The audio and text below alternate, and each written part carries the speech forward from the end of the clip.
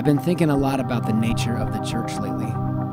During the years when we were touring heavily, I loved seeing the beauty and the diversity of the church.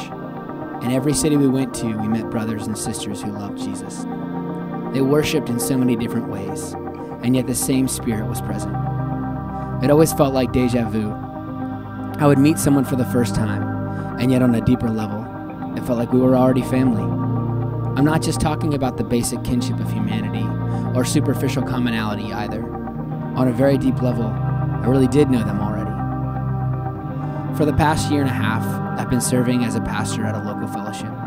The place where I serve is wonderful, yet I'm often left confused and burdened by the amount of other buildings I see bearing similar titles in my town. Some of these are also places where people love Jesus and seek to spread the good news about him, and yet I don't know them. In a very real sense, they are not us, and we are not them. I'm not totally sure what to make of that yet, but more and more, the Lord has been clarifying to me his intent and purpose for the church. And I know this much: the church is not a building. It's not a corporation or an organization.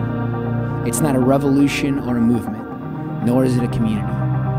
To call it any one of those things is to degrade it infinitely, or perhaps to simply confuse its effects with its substance. The church is nothing less than the living, breathing body of Jesus Christ. The very same Jesus Christ who had existed eternally as God himself before choosing to come and walk as and among men. The very same Jesus Christ who lived a perfect and miraculous life before surrendering himself to the very murderers he sought to redeem. The very same Jesus Christ who then rose himself from the dead, satisfying the just wrath of God, that men might be clothed in his very righteousness and know the fullness of joy and peace that can only come through a relationship with their Creator. The very same Jesus Christ who then ascended into heaven to prepare a place for those who would believe and who will return again to claim his children. In his physical absence, Jesus then sent his Holy Spirit to dwell amongst his people and to knit them together as the body through which he would now minister to the world. It is Christ alone who ordained it, founded it, and empowers it. There is only one church, the true church, and it is made up of people from every corner of the world who by faith have believed in Jesus Christ.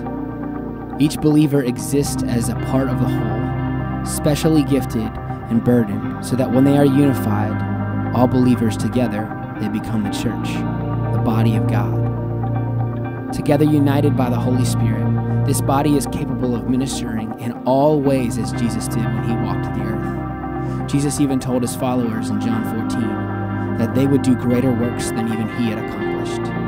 And if the value of the church were still in question, consider Jesus' prayer in John chapter 17, often called the high priestly prayer.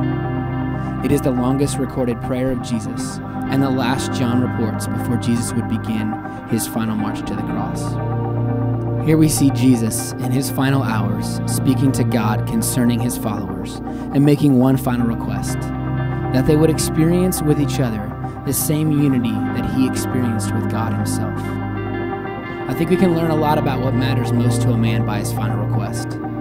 In verses 22 and 23, Jesus says this: "The glory which you have given me, I have given to them, that they may be one, just as we are one, I and them, and you and me, that they may be perfected in unity, so that the world may know that you sent me and loved them, even as you have loved me."